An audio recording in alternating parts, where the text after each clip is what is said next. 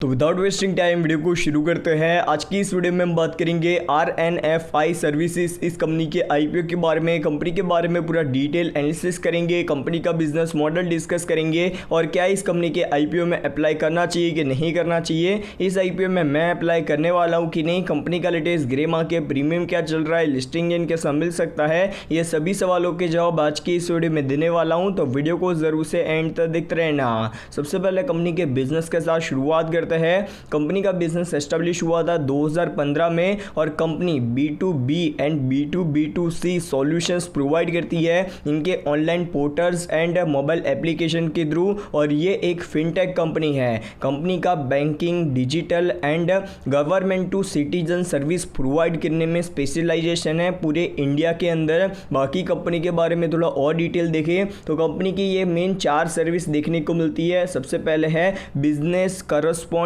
Services, उसके बाद non business correspond services, full fledge money changer services and उसी के साथ साथ इंश्योरेंस ब्रोकिंग। ये 4 सेगमेंट के ऊपर कंपनी का मेन फोकस देखने को मिल जाता है। बाकी ये कंपनी ने इंडिया के अंदर टोटल 11 फाइनेंशियल इंस्टीट्यूट्स के साथ पार्टनरशिप करके रखी हुई है और उसी के तहत कंपनी को बहुत ही अच्छा बिजनेस मिलता है। कंपनी ने private sector and public sector banks as well as payments bank जैसे पेटीएम पेमेंट्स बैंक जैसी जो पेमेंट्स बैंक है अलग अलग, वहाँ पर भी कंपनी ने अच्छी पार्टनरशिप करके रखी हुई है। उसी के साथ साथ आप लोग कंपनी की रीच इम्पैक्ट देखने जाओगे तो कंपनी ने एक महीने के अंदर, मतलब कंपनी के प्लेटफॉर्म के थ्रू एक महीने में 115 लाख ट्रांजैक्शन होते हुए नजर आ जाता है। इसी के साथ साथ कंपनी इंडिया में 28 स्टेट्स एंड 5 यूनियन टेरिटरीज, मतलब पूरे इंडिया में कंपनी की प्रेजेंस है और कंपनी के साथ 1400 से भी ज़्यादा एम्प्लॉयज काम करते हुए नजर आ जाता है।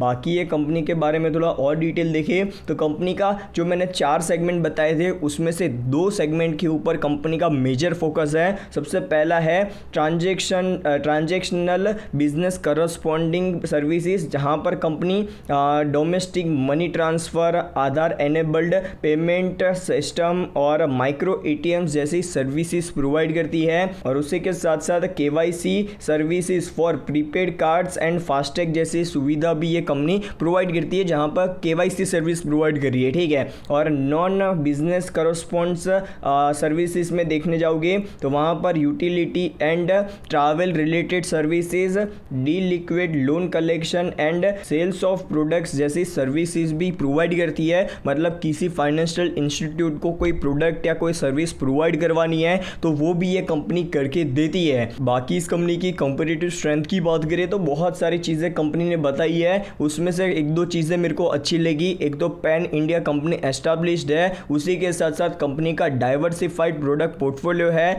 एसेट लाइट बिजनेस मॉडल है और उसी के साथ साथ कंपनी का डिजिटल बिजनेस मॉडल, मतलब डिजिटली ये कंपनी अपने पूरी तरीके से बिजनेस को चला रही है, टेक्नोलॉजी प्लेटफॉर्म इन्होंने बना कर रखा हुआ है। ये सारी चीज़ों को लेकर इस कंपनी की एक अच्छी स्ट्रेंथ देखने को मिल रही है। बाकी इस कंपनी के फाइनेंशियल से कंपनी के बारे में थोड़ा और ज़्यादा पता चलेगा। कंपनी के फाइनेंशियल सारी अमाउंट्स है वो लैक्स के अंदर है। 2022, 23, 24 पिछले 3 साल का डेटा आप लोगों के सामने है। नंबर ऑफ एसेट्स है वो 11,661 लाख रुपए से 19,000 लाख रुपए पर आ चुके हैं। रेवेन्यूज की बात करें 19,000 लाख रुपए से ऑलमोस्ट 94 लाख रुपए पर आ चुके हैं। कंपनी के प्रॉफिट 555 लाख रुपए से ऑलमोस्ट 1,000 लाख रुपए पर आ चुके हैं। कंपनी के पास रिजर्व्स में 1,350 लाख रुपए अवेलेबल है और कर्जा कंपनी के ऊपर 3,638 लाख रुपए का देखने को मिल जाता है। कर्जा कंपनी के ऊपर थोड़ा ज़्यादा है और तेज़ी से बढ़ रहा है, जो इस कंपनी को लेकर थोड़ा चिंता का विषय है। बाकी यार ओवरऑल कंपनी के फाइनेंशियल्स अच्छे नज़र आ रहे हैं।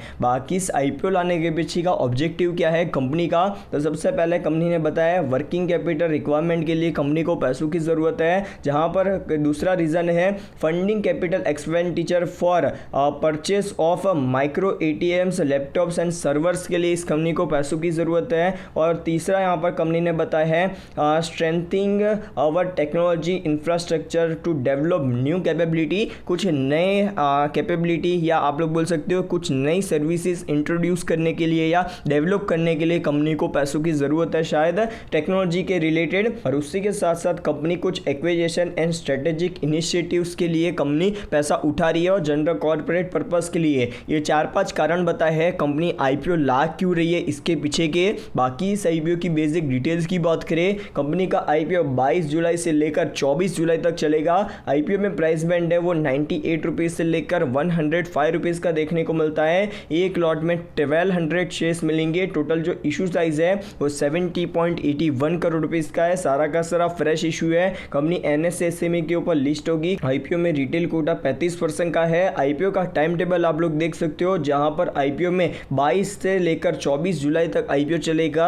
आईपीओ में अलॉटमेंट डेट 25 जुलाई को, initial refund date and demat account में शेयर्स क्रेडिट होंगे 26 जुलाई को, और 29 जुलाई को ये कंपनी शेयर बाजार में सुबह 10 बजे लिस्ट होते हुए नजर आ जाएगी। बाकी इस कंपनी के आईपीओ में मिनिमम इन्वेस्टमेंट एक लॉट अप्लाई करने के लिए 1,26,000 रुपए का देखने को मिलता है। प्रोमोटर्स की होल्डिंग आईपीओ आने के पहले 89.53% की है। आईपीओ आने के बाद की होल्डिंग्स नहीं मेंशन्ड है। बाकी इस आईपीओ के की परफॉर्मेंस इंडिकेटर्स की बात करें तो इस हिसाब से कंपनी का मार्केट कैप 262 करोड़ रुपीस का रखा गया है। प्राइस टू अर्निंग रेशियो 26 के आसपास का है। ग्रोथ रेट अच्छा है कंपनी का।